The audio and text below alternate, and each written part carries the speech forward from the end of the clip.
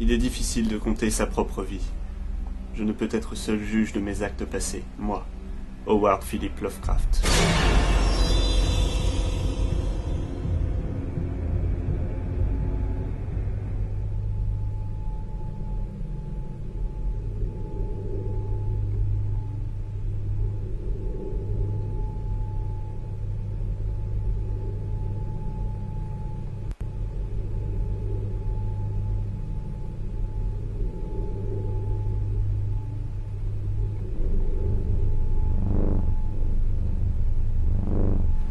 La mort, malgré mes écrits horrifiques, m'a toujours beaucoup affecté.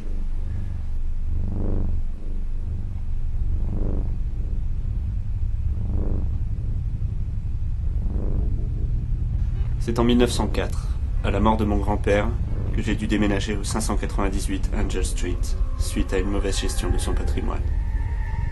Je suis en deuil, puis je m'éloigne de l'innocence de la jeunesse. Le temps impitoyable avait laissé tomber sur moi sa griffe féroce, et j'avais 17 ans. L'âge adulte, c'est l'enfer. Je me surprends à évoquer le suicide. Ce qui probablement m'inspirera les premières lignes de Dagon en 1917, qui fut mon premier écrit publié de manière professionnelle. C'est dans un état bien particulier que j'écris ces mots, puisque cette nuit je ne serai plus. Je me trouve sans le sou, au terme de mon supplice de drogué qui ne supporte plus sa vie sans sa dose. Et je ne puis endurer plus longtemps ma torture. Je vais sauter par la fenêtre, me jeter dans cette rue sordide. Il ne faudrait pourtant pas croire que la morphine dont je suis l'esclave ait fait de moi un être faible ou dégénéré. Lorsque vous aurez lu ces quelques pages hâtivement griffonnées, vous ne vous étonnerez pas, encore que vous ne puissiez jamais le comprendre parfaitement, que je me trouve devant cette unique alternative, l'oubli ou la mort. C'est à cette même époque que je commence mes longues correspondances. Robert Bloch, Clark Ashton Smith, Robert E. Howard en font partie. Le 21 mai 1921, la mort vient frapper à nouveau. Elle emporte ma mère pour qui je garde un amour profond. Ce deuil me laisse abattu et me dirige dans les bras de Sonia Green. Je l'épouse en 1924 et la rejoins à New York. Ce doit être perçu étrangement, un raciste épousant une juive.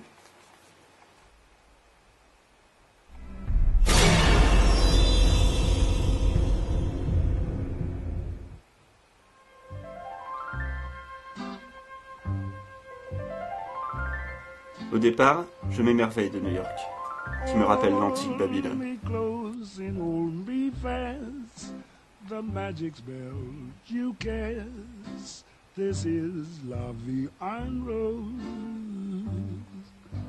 En arrivant dans la ville, je l'avais aperçu dans le crépuscule du haut d'un pont s'élevant majestueusement au-dessus de l'eau. Ses pics et ses pyramides incroyables se dressaient dans la nuit comme des fleurs teintées par les brumes violettes. La cité jouait délicatement avec les nuages flamboyants et les premières étoiles du soir. Puis, elle s'était éclairée, fenêtre après fenêtre, et sur les flots scintillants, où plissaient des lanternes oscillantes, et où les cornes d'appel émettaient d'étranges harmonies. Le panorama ressemblait à un firmament étoilé, fantastique, baigné de musique féerique. Il paraissait posséder toutes les merveilles réunies de Carcassonne, de Samarcande, de l'Eldorado et de toutes les cités glorieuses et fabuleuses.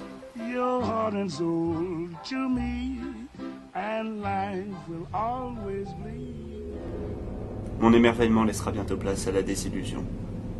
Pour cause de soucis financiers, Sonia perd son commerce et fait face à des problèmes de santé, ce qui la pousse à déménager, alors que moi je reste là, à New York. Il apparaissait que ma venue à New York avait été une erreur. Là où j'avais cherché émerveillement et inspiration, je n'avais découvert qu'un horrible sentiment d'oppression qui menaçait de me dominer, de me paralyser, de m'annihiler. Ces difficultés nous ont finalement menés au divorce.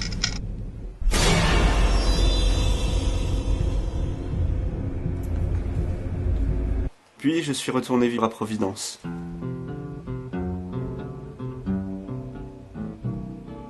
I don't want to set the world on fire. I just want to start a flame in your heart. In my heart I have but one desire, and that one is you. No other will do.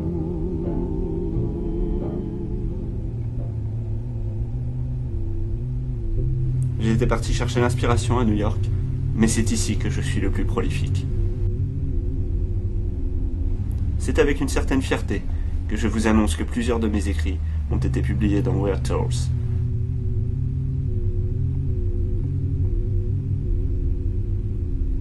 Bien qu'il ne m'ait jamais rapporté beaucoup d'argent.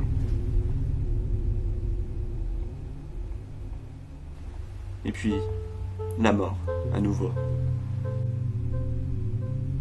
Mon ami, Robert E. Howard, avec qui j'entretenais une relation épistolaire depuis plus de 10 années, se suicide.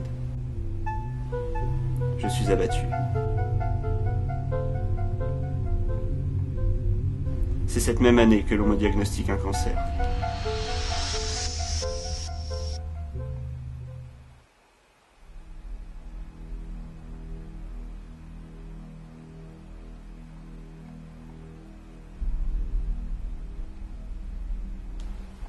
À présent, je vis dans la souffrance de cette maladie qui me ronge.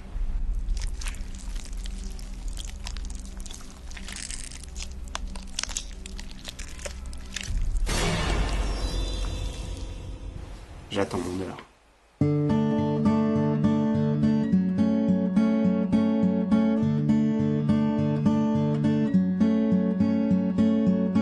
Hey there, Cthulhu, down there in your sunken city. You're a billion light years distant and the stars look very pretty from relay. So close and yet so far away. E-A-E-A. Cthulhu Fhtagn, or is that Cthulhu Ftine? I can never quite remember, 'cause I'm not in my right mind since I met you. No one corrupts the way you do. You know it's true. Oh, it's what you'll do to me. Oh, and all humanity. Oh, you'll rise up from the sea. Oh, kill everyone slowly, except the ones like me. Hey there, Cthulhu, I've been studying your gospel, the Necronomicon. It gives me nightmares, something awful where I see the death of all reality. It fills me with glee. So when the stars are right, you'll come and do your worst, but that's okay, because I know you'll eat the cultists like me first when you get here. I know that day is drawing near. I have no fear. Oh, it's what you'll do to me. Oh, and all humanity. Oh, you'll rise up from the sea. Oh, kill everyone slowly. A billion light years seems so far below the sea. Beyond the stars of these humans' putrid souls, you'll drink your fill. The fools will all make fun of me, but I'll just laugh maniacally, 'cause no one's ever suffered like they will. Cthulhu, I can promise you that by the time this cult gets through, the world will never ever be the same. Praise your dark name. Fingli Macluna Cthulhu Rilye Wagnal Fhtagn. Boy, that's really quite a mouthful. Can't quite cram it in my noggin, not today. I try to say it anyway. I feel my soul begin to fray. Still I await that fraptious day. Cthulhu Calais. Oh, it's what you do to me. Oh,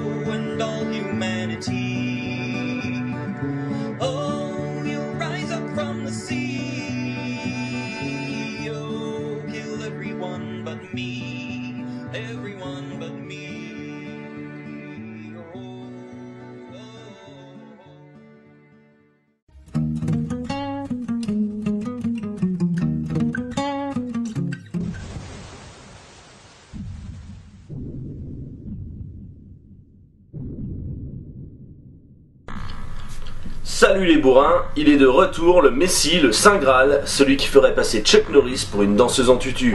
Oui, vous avez vu juste, Mortal Kombat est de retour. Après des années de remise en question, de crossover hors sujet, de jeux plus que moyens, voire carrément nuls, Mortal Kombat retourne aux sources. Et on peut dire qu'il le fait bien. Gameplay rapide et nerveux, roster de personnages fanservice, ce retour aux sources sonne comme une véritable cure de jouvence pour la série MK. Non content d'être beau et complet, Mortal Kombat propose aussi, et c'est rare dans un jeu de baston, un mode histoire convenablement écrit et d'une durée de vie d'à peu près 6 heures qui raviront les geeks fans de gros bourrins décérébrés qui sommeillent en vous. Alors oui, certains personnages sont manichéens, d'autres enchaînent les punchlines de gros beaufs, mais quel plaisir coupable que de redécouvrir le monde de MK. On peut dire que MK est bel et bien revenu sur le devant de la scène.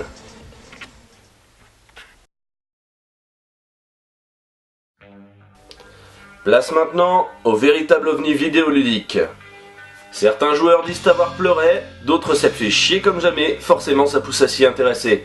Développé par Jason Roer, geek hyperactif, musicien, programmeur et écrivain, cet ovni, c'est Passage.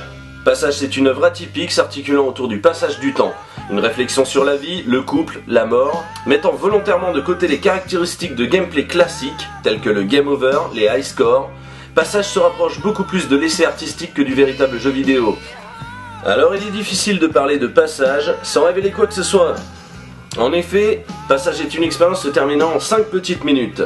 Mais là est tout le génie de Passage. Passage arrive en effet en 5 petites minutes à faire ressentir des émotions que la plupart des blockbusters AAA n'arrivent même pas à effleurer. Et quand en plus c'est gratuit, aucune raison de se priver.